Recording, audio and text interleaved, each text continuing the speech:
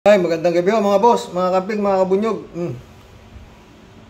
Salamat to sa dumadagdag na subscriber. Maski pa konti-konti yan, okay na yan. Basta masaya tayo, di ba? Dating sinasabi ko na marami ho ngayon kalat na kalat sa buong social media, baka pati sa mainstream media siguro kalat na itong si Kibuloy, itong si Digong, nakikinabang sa mga chipay ni Kibulog, sa mga pastoral. Ano ko pa? Maski yata kahapon, nasabi ko yan Oo, na si Kibuloy, tatanong lang gusto ko itanong kay Arlene Stone yan, kung hindi nakikinabang si Duterte sa mga chipay ni Kibulog, dahil sabi nga ni Colonel Marbil ba yun? Oo, na talagang itong mga chipay ni Kibuloy, talagang ang kartada, 8 pataas. Ibig sabihin, talagang hindi basta-basta ganda. Oo. Si Duterte, alam nga si Duterte, kung si Garma, pinatos di ba? Yung pang mga bata, 12, 13, di ba? Pakinggan natin si Arlene Stone, Maganda ho ang kinakanta talaga nito. Samantala, bago natin balikan ang mga kaganapan sa House Quad Committee hearing, ibinunyag ng isang dating membro na bago lang ho ito. Ngayon lang yata ito ang Kingdom of Jesus Christ o KOJC, na kabilang si dating Pangulong Rodrigo Duterte sa umano'y pastoral o ang mga taong nakikinabang rin sa human trafficking ng mga biktima ni Pastor Apollo Kibuloy. Ayon pa rito, ang yaman at blessings umano na mayroon ng pastor ay ibinabahagi niya sa mga taong malalapit dito, kabilang na ang dating Pangulo. Doon ako hindi sang-ayon. Yung yaman ni Kibuloy, binabahagi niya kay Duterte. Iba ho ang nasa bolang kristal ko. Yung mga yaman ni Duterte, nilagay niya kay Kibuloy. So, paano yayaman si Kibulog? Yun ang gusto kong tanongin kay Arlene Stone Oo, kung nakakarating sa ito Arlene Stone, naniniwala ka ba na ganyan, kayang ipundar ni Kibulog yung mga napundar niya na yan, na bilyon-bilyon mga sasakyan, dahil sa panghingi ng abuloy sa pagtitinda ng kakanin? Ikaw naman Arlene, mahina ka din Ang buong detalye sa ulat ni Kyle Bulyas. Itong information na ito na inaalok sa mga very close friends lang ni Kibuloy, no? Like for example, dating Pangulong Duterte, inaalok kung sino yung meron silang gugustuhan na isa sa mga pastoral ay binibigay ni Kibuloy. At ganon? Sa iba, napaganon si Tonying ganon? Ka na magtaka dyan, Tonying ko, no? Pa ng mga close-in friends ni Kibuloy na nasa kapangyarihan. Ito ang isiniwalat ng dating miyembro ng Kingdom of Jesus Christ na si Arlene Stone. Sa eksklusibong panayam ng DZRH, ipinaliwanag ni Stone na tumutukoy ang pastoral sa mga miyembro ng KOJC na mayroong physical relationship kay Apollo Kibuloy. Dagdag pa ni Stone, galing mismo sa leader ng KOJC na anuman ang kanyang blessings ay ibabahagi niya ito sa kanyang malalapit na kaibigan, kabilang na si dating Pangulong Rodrigo Duterte. Mali ka dyan, Arlene. Baka yung blessing ni Duterte ang napapakinabangan ni Kibuloy. Far as I know, pagdating sa mga pastoral, ganun din kung sino yung magugustuhan ni Duterte o ni dating Pangulo doon sa circle na yon ay binibigay. Sa akin, sa isip ko kasi, hindi lalago yan si Kibuloy yan sa Davao kung hindi may blessing ni Duterte. Nagsimula nga lang sila sa 14 na gago ngayon, marami na sila na gago, di ba? Tsaka hindi man ikaw naman Arlene, may niwala ka ba na naniniwala si Digong dyan? Pagsasabi niya si Kibulog, di ba? Tuloy mo. Ibigay. Sinubukang kunin ng DZRH ang komento ng kampo ni Kibuloy at ni dating Pangulong Duterte, pero wala pang tugon hanggang sa kasalukuyan sina Attorney Israelito Torion at si dating Presidential Chief Legal Counsel Salvador Panelo. Samantala, sinabi naman sa DZRH ng Legal Counsel ng SMNI na si Attorney Mark Tolentino na hindi mo na magkokomento ang panig ng KOJC sa anumang issue. Para sa MBC TV Network News. Baka yung mga abuga-abuga ni Kibulog na yan baka nabibigyan din yan ng night duty, di ba? Ito mga friend. Sa sariling bunganga ni Kibuloy, inamin niya kung sino talaga yung sinasabi niyang ama niya, ha. Ito, sa sariling bunganga ni Kibulog, nanggaling kung sino talaga ang nasa likod niya, na tinutukoy niyang ama niya, ha. Gusto ni Satanas na ang boses ko ay hindi na marinig ng mga tao sa buong sanlibutan. Gusto ni Satanas na ang boses ko ay hindi na marinig ng tao sa buong sanlibutan, ha. Pakinggan niyo. Anong sinabi niya sa akin? Anak, I'll give you the power of the air. Anak, ikaw na lang mananatiling nagsasalita sa kahanginan. Tapos haharangin mo yon, bibisitahin ka ng anghel, sasabihin sa iyo, tingnan ko nga ang ugat sa liig mo, bakit ang laki na niyan? Pag pinlipit niya ang liig mo o ang ugat ng liig mo mamayang gabi, bukas ganito ka no, hindi ka na makapagsalita. May pinahayag sa akin, sinabi ko na sa inyo, isang taong napakataas ng posisyon dito sa ating bansa. Hindi ko sinabing pinakamataas, isang napakataas na posisyon. Namatay because of heart attack. Judgment ba yun o hindi? Ewan ko, pinahayag.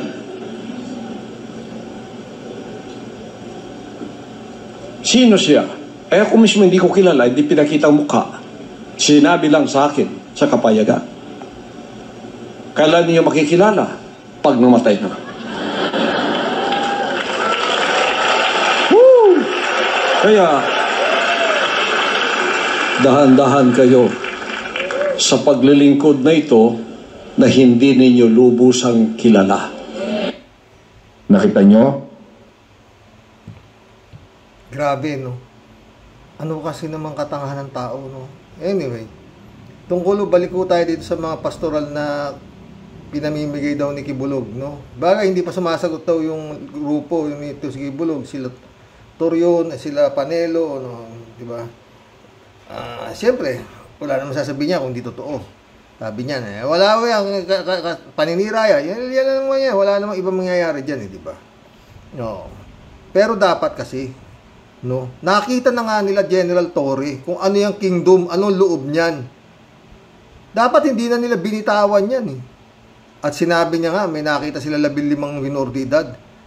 Tapos bumalikan nila para i-rescue nila, wala na. Dapat yan talaga, unang-una, no, mga pre. Alam na ito si Kibuloy isang siraulo, pedophilia. Siya ang nagtayo niya, na, o, di ba? So, dapat alamin niyo paano niya naitayo yan. Kung dapat halugugin na nga lahat ng mga papeles niyan dahil nga maraming nagsasabi na maraming mga katutubo na halos inagawan lang ng ano, talaga kinawawa. Oh. Tsaka yun nga, mukhang sabi ng DOJ, lahat ho ng kaso ng Kibuloy ililipat na sa ibang ano, yung mga na-dismiss sigurong kaso, i-review ulit. Mukhang didiinan na nga yata itong mga kampo nitong si Duterte, no? Mali yung kay Arlen Stone, hindi yung tinatamasan ni Kibuloy ipinamamahagi niya, hindi. Tansya ko to talaga yung ano, dito tinago yung ibang kayamanan na sabi nga nakulimbat. Ito, matay mo lalaki, 51 billion kay Pulong, 460 million mga confidential pa nung mayor pa lang si Sara Duterte. Ang lalaki.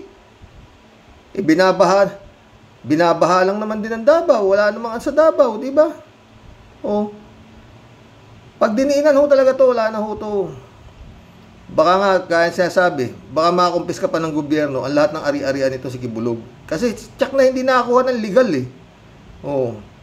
Kasi Duterte speaking ang Davao, eh, di ba? Oh. Kaya lahat, nakapag-ano siya talaga dyan, dahil yun nga, tira ka lang ng tira dyan. Hindi, basta hindi. Oh. Kaya lang ito nga, ito mga pre. Itong kanta ng kanta na to, na si Arlen Stone, wala. Saka lang ho siya nagkakanta nung napanood niya ho yung nangyari kay Senior Aguila, eh. Kaya lumapit ho siya kay kay Senadora Risa Ontiveros, and the rest is history. Ito na nga ho. Oo. Si Risa Ontiveros ho talaga no? Tsaka yun nga. paano ba nagkaroon ng ano doon sa Senior Aguila na yun? May nagreklamo din yata na miyembro Oo, nangyayari sa loob nung nung kaharian itong si Senior Aguila na sinasabing ungas din no? Yun. Hay, nako mga boss, ewan, tao.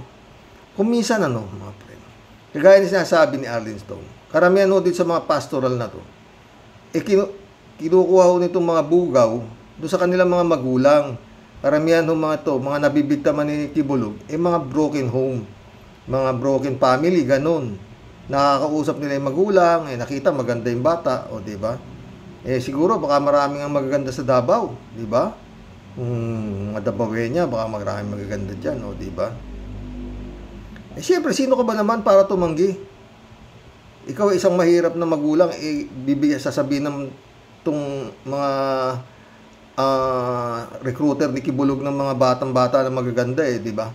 Pag-aaralin libre, meron naman Jose Maria College, nakikita nila, sumama na kayo doon sa aking punta na kayo doon, magkano kayo, miyembro kayo ng Kingdom, di ba? Ito hindi pupunta, di ba? Lalo na kung sabi nga ni Arlene Stone, naging pastoral ka, inner pastoral ka ba? Naka-aircon ka.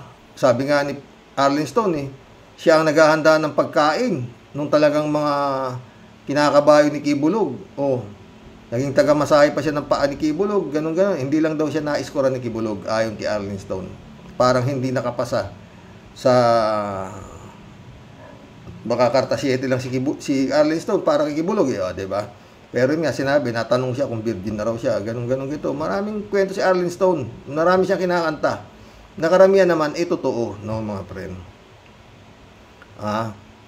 Doon tayo sa mga batang-bata, lalo na, bibigay sa mga, baka may mga senador pa na naanggihan dyan, di ba? Malakas siya, baka yung, puro tayo baka, baka yung ng MBI, si Alpao, baka yung mga chief ng Chief of Police dyan, ng mga nasa Davao, baka nababalibagan din ni Kibulog ng mga, napagsisibak niya di ba? Basta ibabalik nyo rin, sibakin nyo lang. Di ba? Pero kay Kibulog, permanente kayo sa akin. Pagka nagamit na kayo, ibalik kayo sa akin. Bibigyan pa ng pera yun, di ba? Papagamit, bibigyan ng pera. Prostitution ang nangyari dito sa na to sa kingdom na to Prostitution. Ba? Pero sa atin sa ating magkasama, wala naman sigurong nabibiktima ng mga ganito klaseng pastor, no? Pero marami na rin ito Itong pakikita ko sa inyo na vlog, 4 years ago na ito. 4 years ago. At meron 128,000 views, no? Hindi ko na sasabihin ng nito, kung to, kung kilala nyo to. Kuya po ay viewer natin sa TV Plus. Ang sabi po niya, siya po yung merong kagalit. And then, sa kanya pong katawan, meron siyang nararamdaman. Ang sabi po niya, para daw po siya gagawing aswang, yung kanya pong mata po nambabalisik. Tapos sa kanya pong katawan po kumakampay. Siya po yung pumunta ng albularyo, hindi daw po gumagaling isang araw. Napanood niya po kayo sa television, naging daan para siya po yung makarating sa lugar ito. At sabi po niya, lahat po kumakampay sa kanya pong katawan. Ngayong araw ito, pinagaling po siya ng ating Diyos na buhay.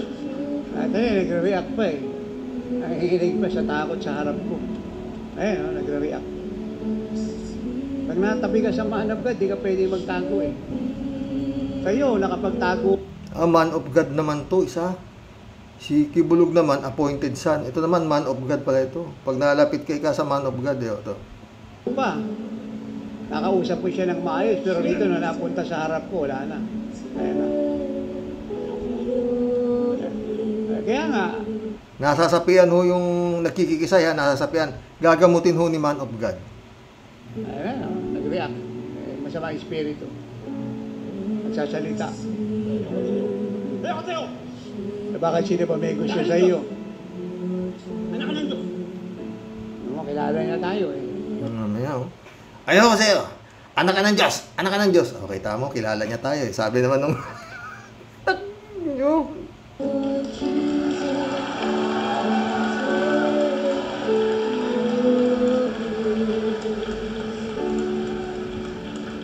Ayan po yung Bible. Naintindihan niyo na sinasabi ko? Ito ka sa'yo! Ano pangalan mo? Ayoko! Ayaw mo, okay? Ayoko! Out! Rebuke you! Iwanan mo siya! Huwag ka nang papalit sa tanas! Kinagapos kita! Labas! Layas! Hindi mamaya! Ngayon din! Labas! Lahat na nilagay mo sa kanyang katawan! Pulutin mo! Kasabay ng pag-alis mo! Labas! Labas! Labas! Labas! Sa pangalan ni Jesus! Labas! Huwag ka nang pabalik! Tumayo ka. Kasi? Ngayon ka sa akin. Ano pangalan mo? Mario!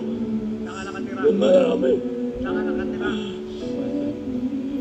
Asay. Sino nagpala? Tama na ho yan. No, mga boss. Marami na hong 4 years ago to. Siguro baka marami na rin hong napaniwala ito na siya ang man of God. Panginoon, nagkakasala po itong mga miyembro nato sa pagiging tanga. Ewan ko, no? Isa lang ho ang Diyos. O, dumiretso na po kayo sa Kanya. Wala naman ho kayong mahihiling sa Kanya kung hindi layo ka sa sakit at pamakan, sa tukso, bigyan ka ng malusog na katawan. Yun lang naman po mahihingi ninyo sa Kanya, di ba? Ilayo kayo sa tukso, bigyan kayo ng matinong isipan. Wala namang mahihingi iba sa Panginoon, di ba? Meron ba? Wala eh. Kasi tayo naman binigyan tayo ng isip, o di ba? Mata, ilong, alam mo natin, may 10 utos, alam natin eh. Di ba? Alam natin ang masama at mabuti. Oh. Kaya sa akin yun lang nahihingi ko sa Kanya eh. Maayos na pangangatawan, malusog na pangangatawan, malusog na isipan. Yun lang naman eh. Wala namang iba eh. Oh, huwag kayong pababayaan, ilayo kayo sa anumang sakit at kapamakan, ilayo kayo sa tukso. Wala na ho, yun lang ang mahihingi. Meron pa ba kayong alam na pwedeng hingin sa Panginoon? Sige nga, tanong. Oh.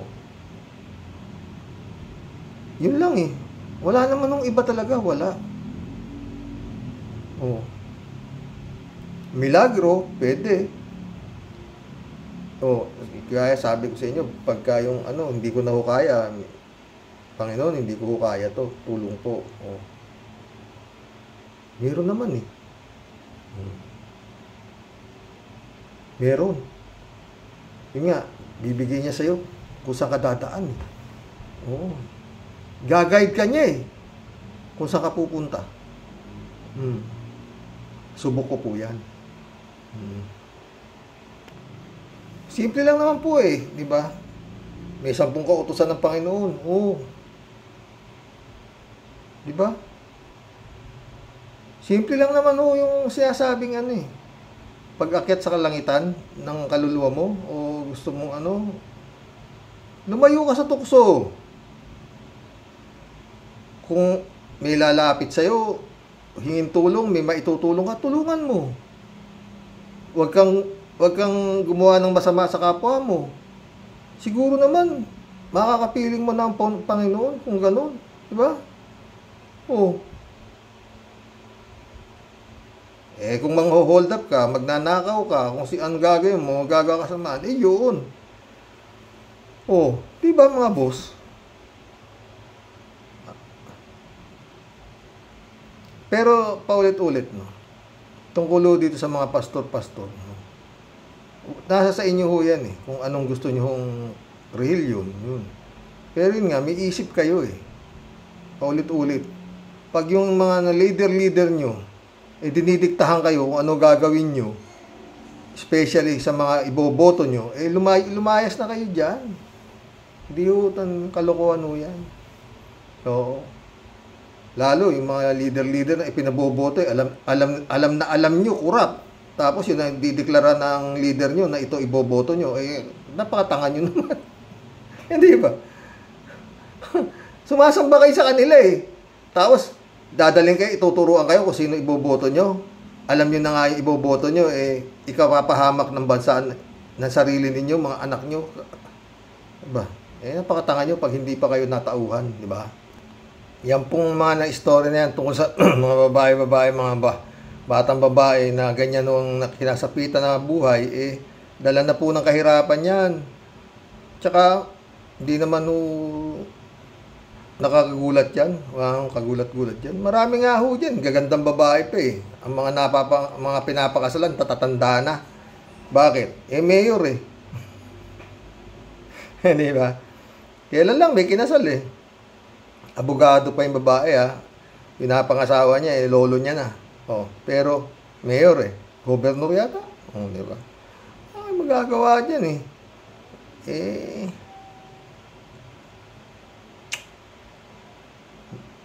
talagang ganyan siguro. Yan pang mga tinatawag natin mga broken family na ganyan. Nagbebenta. Kaya may kasabihan taas daw ng taas ang mga bilihin, panty na lang ang bumababa. Di ba? Sa totoo lang tayo. Marami ho yan. Di lang naman babae. Pati lalaki, mayroon din mga ganyan Mga nagbebenta ng di ba? Kagaya nung hawak ni Harry Roque.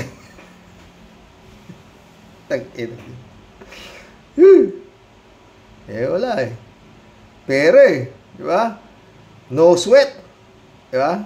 Yan Marami yung mga prostitute, marami. Gaya mga Nadia kay Kibulog, na sinasabi niyang araw-araw, iba-iba sinasakyan ni Kibulog. Di at least isa lang ang sumasakay. Tanggapin na nila yan. Libre pa sila bahay. Meron pa sila pakain. Di ba? Kung prostitute sila, ang hirap po prostitute, ba? Lalo yung mga nasa mga beer house. Magkano lang? 1,000, 1,500. Diyan siguro kay Kibulog, malaki bigay. Nire-respeto ka pa, pastoral ka pa. Appointed son pa. Kumakabayo sa'yo. At higit sa lahat, presidente. Di ba? Utik yan. Kung ibibigay ka sa isang senador, di ba? Di bibigyan ka. Kesa na sa beer house ka magtatrabaho, diyan ka nakikibulog. Sa totoo lang yan. Pero ngayon, tapos na ang maligayang araw. Sana magbago sila pag natapos yan. Kung tatapusin, Pero talagang dapat yan, mga boss.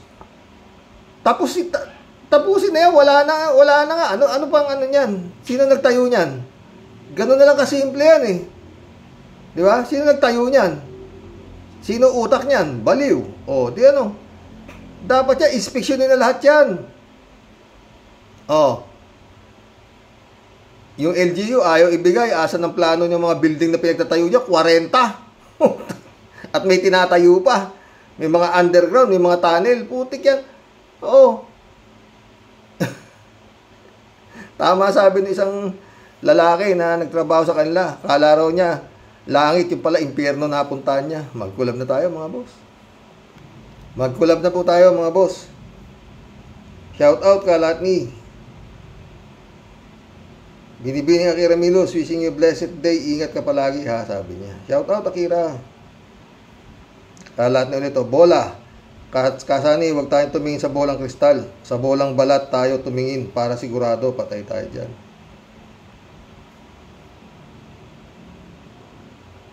May Catalan, Arox, dapat tanungin nila ng tanungin si Bato. Darating ang oras na maaamin ni Bato na siya yung former chief of staff na nasa payroll ni Alice Goo. Magugulat pa si Bato na umamin siya.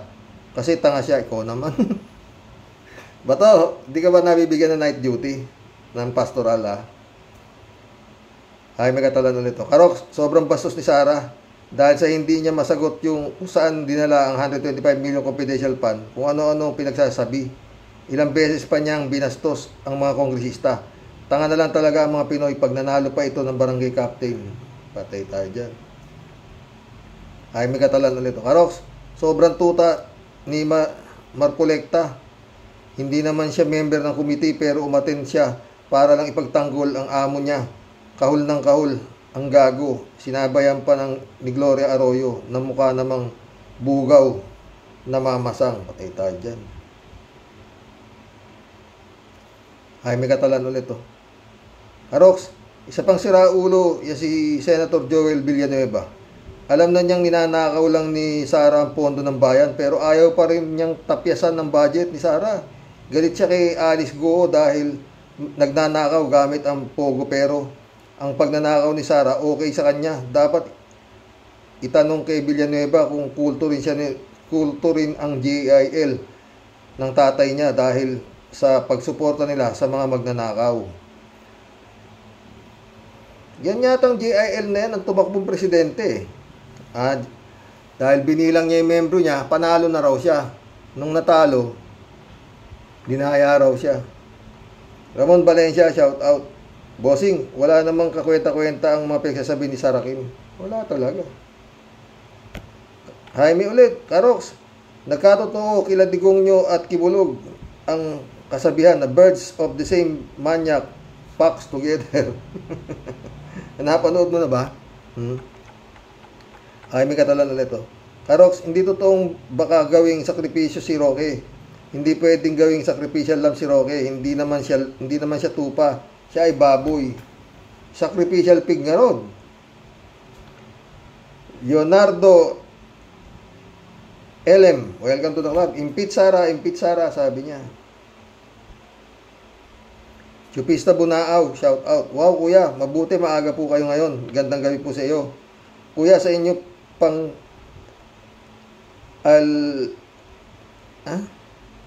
ang mga ka-warriors, kuya, maraming salat po ng pagtitiyaga mo pong basahin ang aking komento.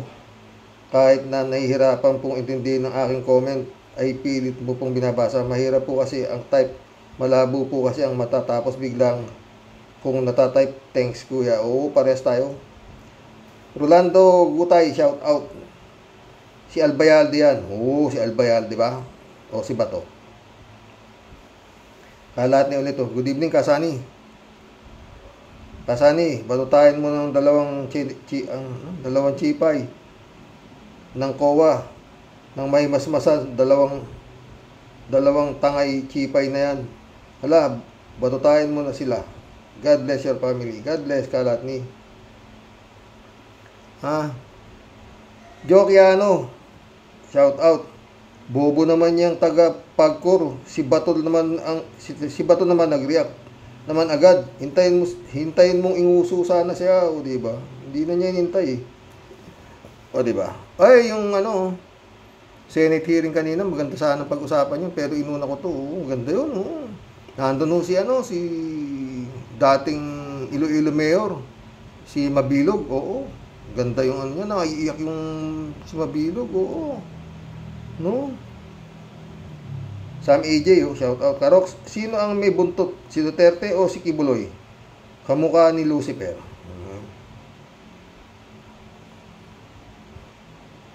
Chupisto Bunaa ulit to. Kuya, namali po ako na sa huli kong sinasabi na bigla akong na-type. Dapat bigla akong nasisend. Sorry po. Good night na po at sa mga ka-warriors. Joe Quijano, wala nang kredibilidad dyan si Tambalustay na yan. Wala ka sinabi kay BP Lenny. Malayo si BP Lenny sa kanya. Sa paggastos, ha. Joe Quijano ulit, pamilya mo, problema ng bayan. Ay, totoo yun.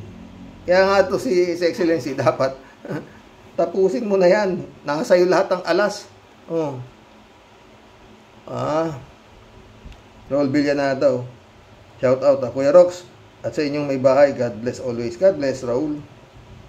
Raul ulit to. Wala na si Bato. Alin kung isa sa... Wala na si Bato, alin, kung isa mga warriors natin makaharap niyan, hindi na tayo matitinag kay Bato. Wala yan. Raul Villanada ulit to. Bangkarote na agrumento ng mga Duterte. At ano pa ang kredito nila? Anong discredit? Wala sila nun. Totoo yan. Raul.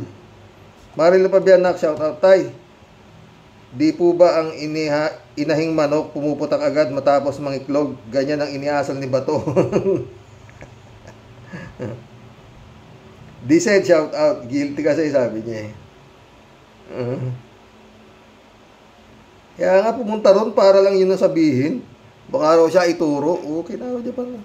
Librado Ludovico, shout out. Blessed morning, Karox, and to all supporters and followers watching from Edmonton, Alberta, Canada. God bless po, stay safe and healthy. Ay, nako, only the Philippines. Talaga, putik talaga yan, manitox, di ba? Michael Edwin, shout out my friend. Sa Canada din yan, librado eh. Ontario nga lang. Diyan sa Ontario, oo. Al Ulalia, shout out ha. Walang ibang PNP chief kundi si Bato. Maliman o tama ang hinala natin, si Bato lamang ang malapit na pwedeng makialam dahil dikit kay Dutae. At ang dulo ng Pogo ay si Dutae mismo. Astang siga si Fiona, akala niya gusto pa siya ng tao. Mangilan-ngilan na lamang ang mga nabubudol pa nila. Good day sa Rox at sa mga ka-warriors. God bless. God bless, Al Ulalia. Raul ulit. Tingnan natin ang asta nyo pag nandiyan na ang warrant of arrest ng ICC. Yan ang talagang dapat intayin. Hindi lang asta nila, asta rin ng gobyerno ni Marcos. Kung anong iaasta, Raul. Raul ulit, nabanggit ni Bibi, programa mo kuyang, baka nakikinig ito Marilo Pabian ulit Ang tindi ng inaasal niya, tay. Nakakatakot talaga maging pinuno yan. Good evening po, tay, at sa mga ka-warriors. Patnubayan po tayo ng Panginoon lahat para sa kabutihan ng Pilipinas. Talaga lang yun na lang talaga. Sa Panginoon na lang talaga. Librado Ludovico ulit Hoy, Sarang Butangera, hindi mo nga may paliwanag kung paano mo inubos yung 125 million. Salot kayo sa bansa, perwisyong pamilya, Dutae, lecheng hinduropot. Di ba? Matatapos din yan. Raul Binyanada ulit Buti pa si Harry Roque, hindi may paliwanag kung paano siya yumaman. Tayo hindi natin may paliwanag kung paano tayo naghihirap. Ganon. Raul, basta ikaw, titingin lang tayo sa mas mahirap sa atin, giginhawa na tayo. Iniwala ka doon, Raul? Romeo Mijiablay. Hindi kaya sa HOR si Pusit above the law talaga ang mga Duterte. Federico Mandaco, sabi niya. Nung napanood ko yung tungkol dyan sa sinasabing ex-PNP chief daw na involved sa pagtakas ni Alice Goo, natawa ako kay Bato sa reaksyon niya. Tingin ko nanlaki at nangintab ang ulo ni Bato at biglang tinanong niya si Alice Goo kung sino daw yun. Taas ang boses ni Bato, tapos sumagot si Alice at natatawa pa. Wala pong nangyayaring ganun. Biglang nagliwanag ang mukha ni Bato. Ang Bato.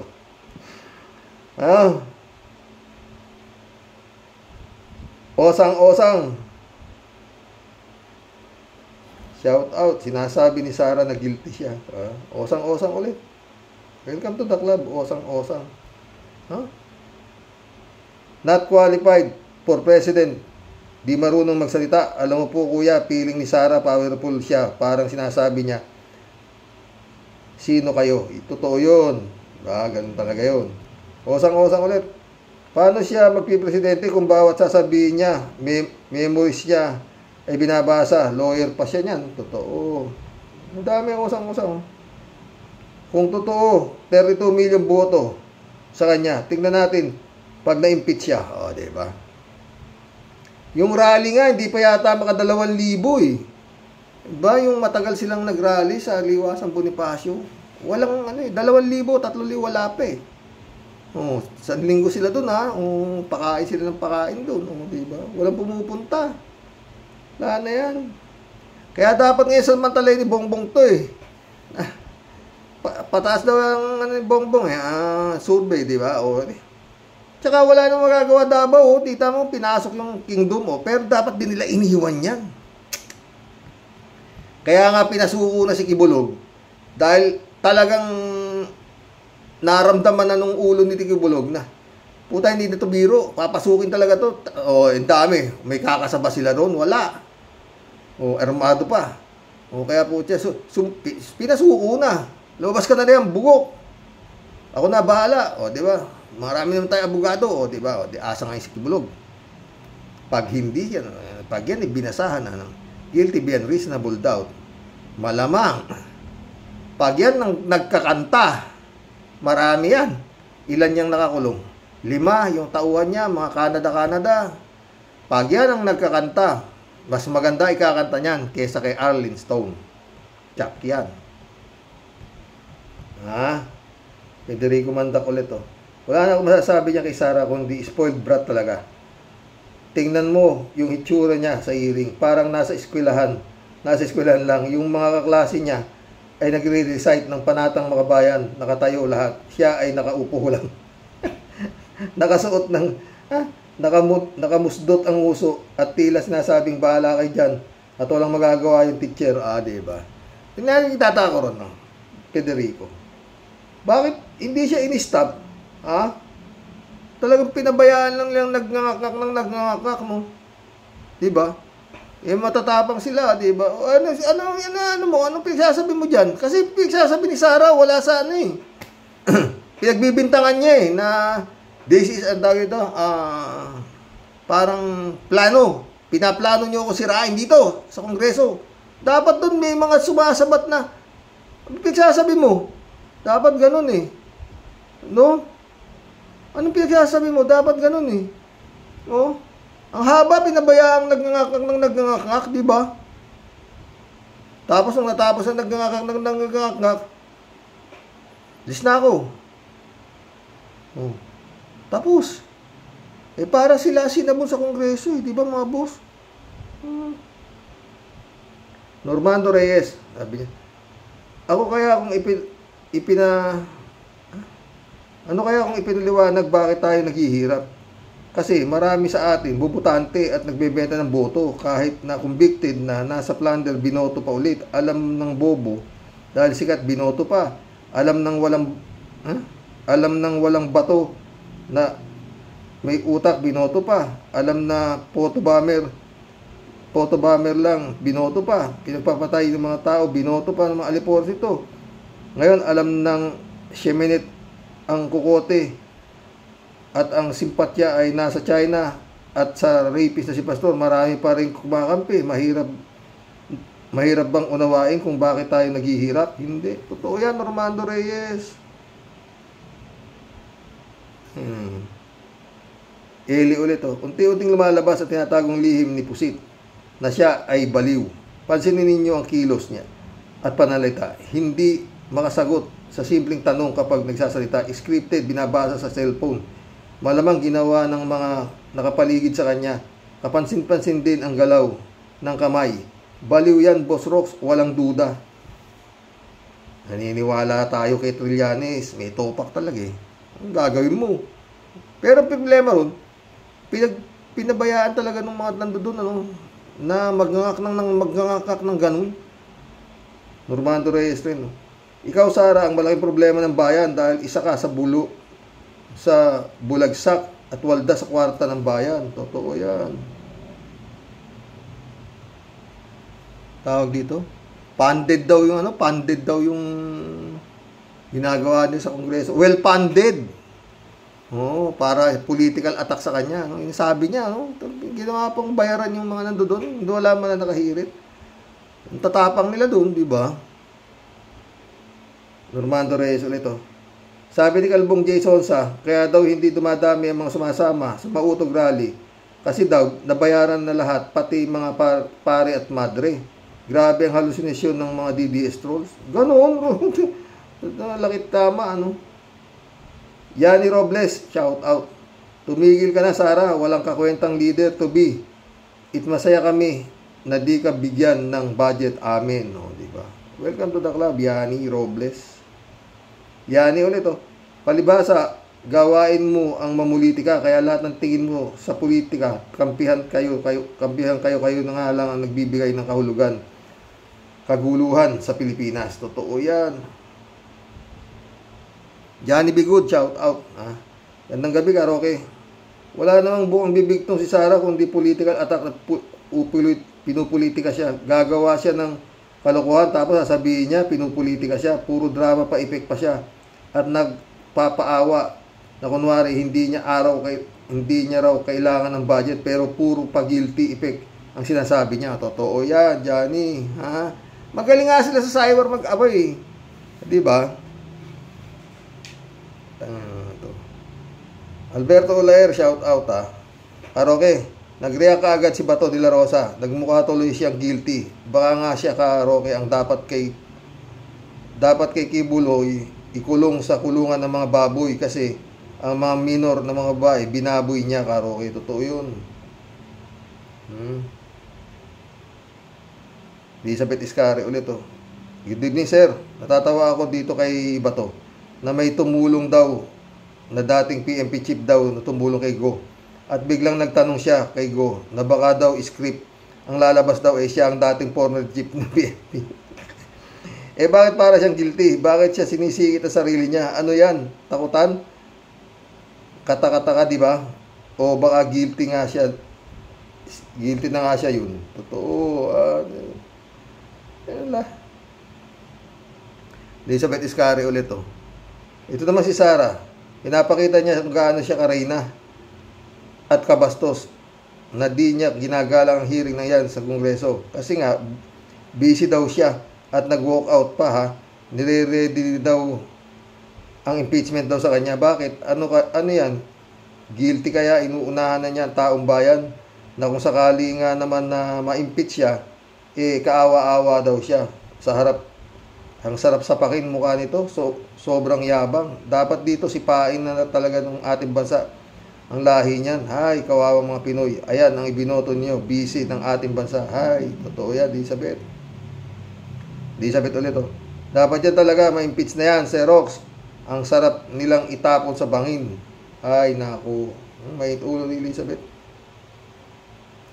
Ted, shout out, Ted. Ang pamilya mo, ang pinaka-problema ng Pilipinas ngayon. Ang ginagawa nyo ay kabaligtaran sa dapat gawin ng isang namumuno ng bayan.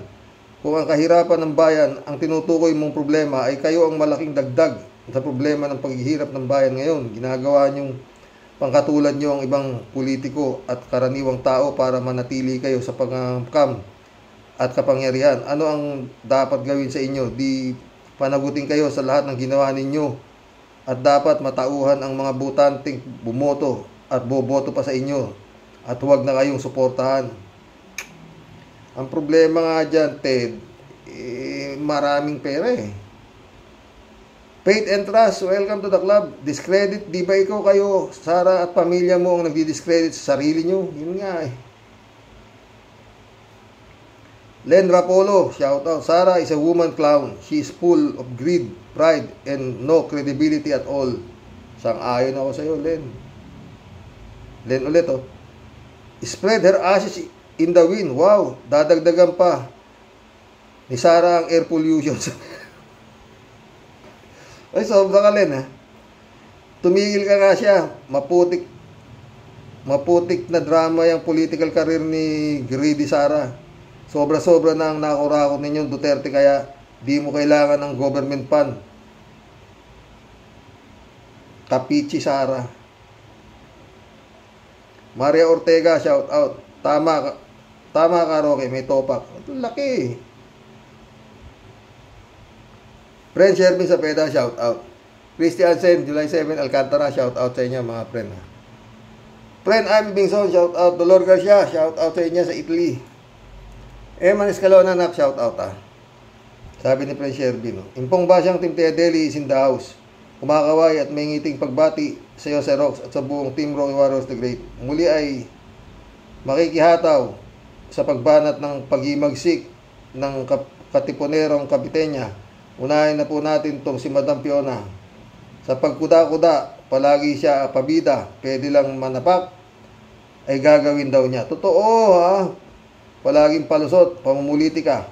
Sa mga kalaban, di daw siya masaya. Wala daw siyang pakils kahit bawasan pa ang bilyon na budget hearing sa Kamara. Basta importante, may kakampi pa siya. Si Aling Maliit, pangalan ay Gloria.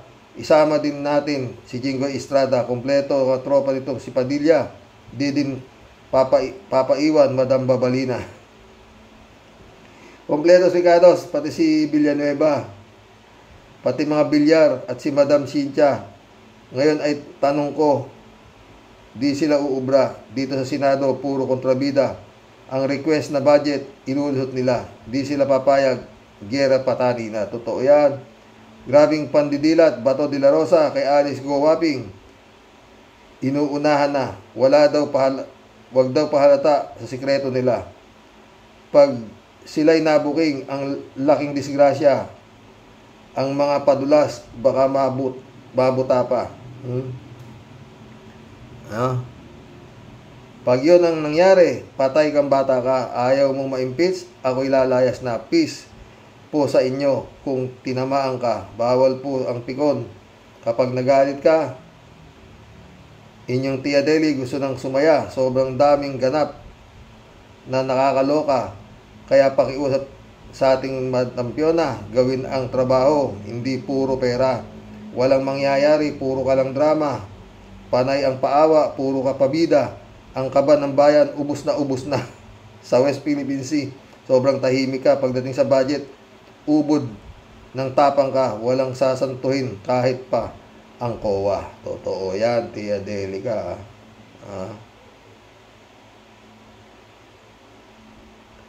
Ted ulit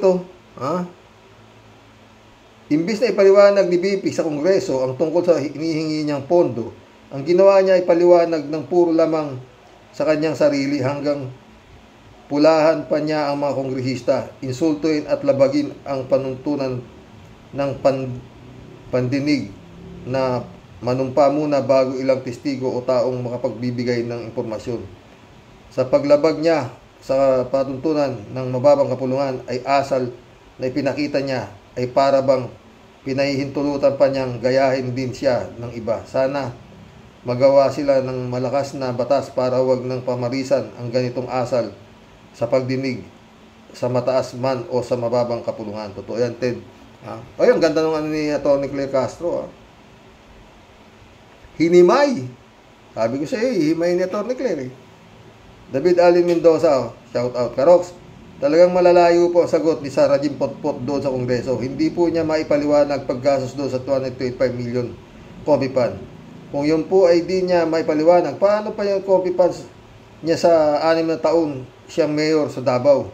Ang balita ko po ay 400 million 460 million ang budget niya noong presidente ang tatay niyang Bano. At saka ang problema ay ng bayan ay ang mga pinagagawa ng tatay niya. Inutil na walang inatupag kundi payamanin ang mga kapanalig niya. Totoo. Ang kakapal nga ng mukha, pukin. Shirley J. Sir, naku, dapat pag nagsalita ng ganyan, dapat sigurado kayo pagkor. Kilala na ninyo kung sino ang Chief PNP na yan, pero sigurado ako nakilala nila yan. Takot lang silang sabihin dahil sa pamilya na naman nila. Lagi na lang gaano ito namang si Bato. Nagpapahalata, piyok agad. Magulo ang mundo ng Pilipinas, Karox. Grabe. Mga nakalantad na ang tunay ng mga salarin pero pilit pa rin inililihis. Pera lang ng mga katapat ng mga na yan. Ganun lang yun. Eto namang BP na to, kakaiba sa lahat. Totoo. George Alas, welcome to the club. Delikado si BP Duterte. Pag nagpresidente para matulad sa tatay niya, gusto siya lang ang masusunod. Yung sa hearing pa lang ng Kamara, maangas na, lalo pa pag presidente yari talaga yung Pinas. Sila na lagi masusunod. Diyos ko po. Totoo yan, George. George ulit Si Gloria naturo dyan. Kurakot din kasi. George ulit dami Buti pa si Trillanes, hindi takot kila Duterte kahit bash si Trillanes, tuloy pa din dapat din ibalik si Trillanes sa Senado para yung mga takot sa Senado, si Trillanes ang babangga. Buti pa ito si Trillanes may panindigan kahit mag-isa lang siya. Totoo yan, George. Believe din ako dyan. Kapalayaw ko yan Sani rin yan Sani Trillanes. Oo. George ulit, yung meaning ng KOJC, Casa on join the club, clan. Yan talaga meaning nun. Ay, Casa. Parang Casa nga, diba? George Alas ulit. Tama si Trillanes. Sinabi niya regarding sa Davao. Totoo. Rodelia Alpilor, shout out. Diba, Sir Rox? Mga nakakainis sila. Kailan po kaya matatapos yung damuhong laki sa farm na yan. Kunwari yung kalbon na yan, plastic pa mo. Salamat, Xerox. At kay Sara Pusit, tama lang sa kanya. Mga bansag sa kanya, wala siyang kwenta. Ingat po and God bless po. God bless, Rodelia. Rodelia ulit. Ha? Xerox, narinig ba ni Tambalustay ang mga pinagdadakdak niya? Di ba sila ang ganyan, halos buong pamilya niya? Magnanakaw at mamatay tao, pati asawa niya. Sangkot sa droga. At siya, bakit di niya maipaliwanag ang ginastos niya sa loob ng 11 days? Tapos, niya may saltik din katulad ng ama niya. Sus, Sarah Kim. Caps mo, Lord. Lord, wag na pong ipaintulot na manalo bilang Pangulo. Kawawa ang inang bayan. Totoo yan. DC Grood, shout out. Kaya ba talaga itong BP na to? Napaka-empty. Totoo. Cassandra Daisy, shout out ha. Tambaloslos and Tambalustay, pareho lang yan mga yan. Magandang vlog ni Shell Magno at Winnie Monsod tungkol sa iba't ibang mukha ng korupsyon. Hindi ko napanood eh. Ang isang indikasyon ng lagmak ang korupsyon sa bansa natin dahil sa baba ng minimum wage natin. Isang araw natin ay katumbas lang ng $30 per day. Ayuda ay isa rin points ng korupsyon dahil 5,000 lang ang mamayan pero ang Congress, Kapitan at Senador ay milyon ang vote buying. Magpautang dapat ang gobyerno ng walang interes na 100,000 para magnegosyo o kaya bili ng treasure bond para maipagnegosyo sa Jollibee, San Miguel at iba pa. Yan ang totoo. Yan ang Toto Housing Economy Rebellion Plan. Shout out, Attorney Toto Housing. Cassandra Daisy ulit, Kung may unprogrammed pan si Tambaluslos, may confidential pan din si Tambalustay. Tulad ng sinabi ni Doc Willie Ong, mga politiko ay corrupt except for a few good one. Bakit niya sinabi yan? Kasi nasa ibang bansa siya. Nagpapagamot at nakita niya na ibang bansa libre lahat ng pagpapagamot. Bakit tayo dito sa Pinas, mga mayayaman lang ang kayang magpagamot dahil sa talamak na korupsyon? Totoo. Yan pa ang isang pinakamalaking problema talaga, korupsyon. Joel Molina, shout out. Ang mga sinasabi ni Tambalustay, malayo sa katotohanan. Sinabi mo pa, Joel. Jane Labana, shout out.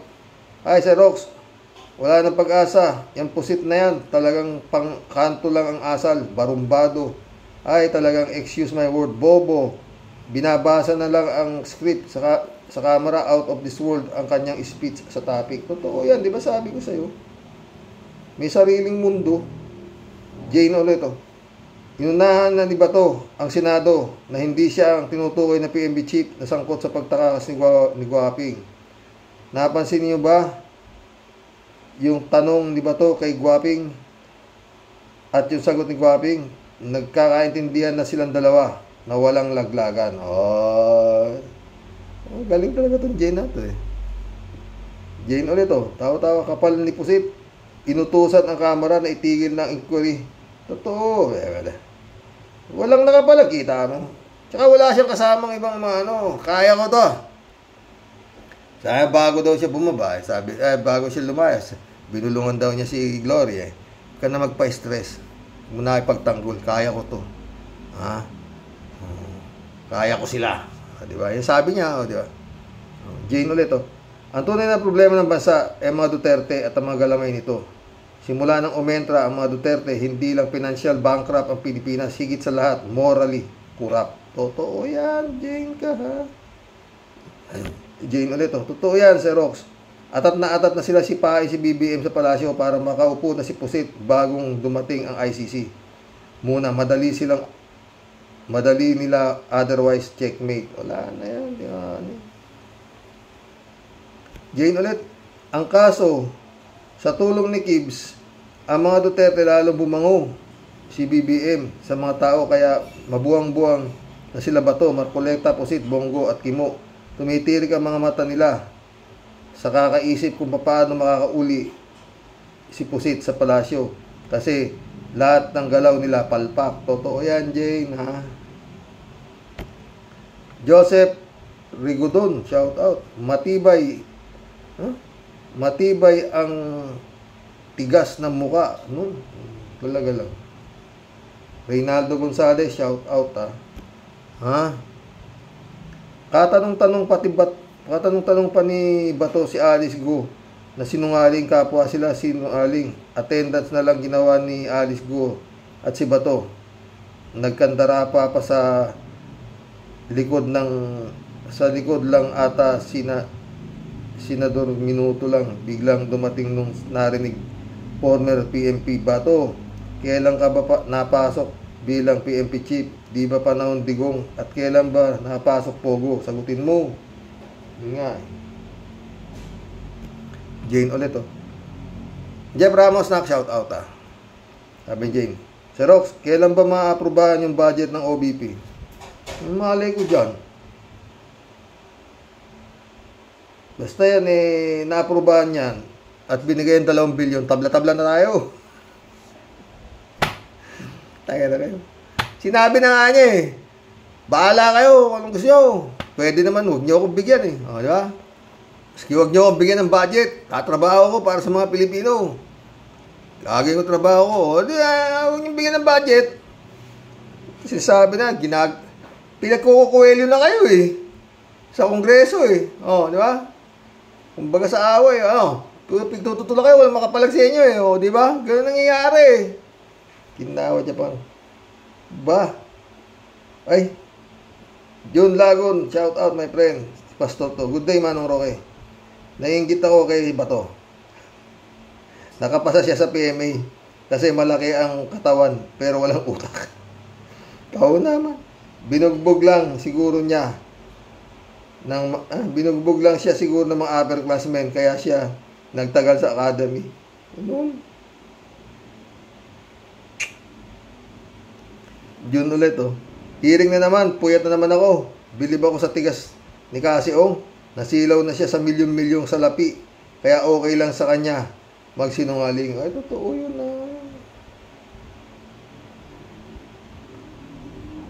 Pastor ulit, Duda ako doon sa ninong na sinasabi ni Kasiong.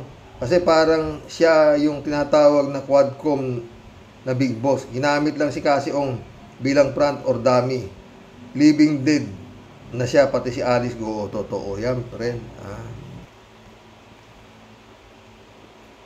Yun ulit, yung hearing kahit na parang boring sa haba ng paulit-ulit ng mga tanong at sagot, pero meron kang mapipiga sa mga resource speaker. Si BP Sara ayaw mag-take out kasi ayaw niyang magsabi ng totoo, kaya di niya masabi ang the whole truth and nothing but the truth. Kaya siya nagpalusot gamit yung name tag niya na resource person lang daw siya at hindi witness. So, no need to take out daw, sabay tulong si Gloria Marcoleta. Actually, nandun lang siya para palabasing kinakawawa siya ng house at makakuha ng simpatya sa mga tao. Bagsak na kasi sila. Yung hearing nagsimula sa Banban at magtatapos sa Davao. Everything leading to Digong. Totoo yan, friend. Ay, mission accomplished, mga boss. Hanggang bukas po muli. Ay, mga friend. Kapit. Yun lang po. Huwag pong makakalimot. Magdasal araw-araw. Bago matulog, okay na. Nakakausap natin siya. Hindi natin siya nakakalimutan. Ganun lang po yun. Diba, mga friend? Basta may problema, tumingin tayo sa mas may higit na problema sa atin. Solve ang ating problema. Magandang gabi po, mga boss.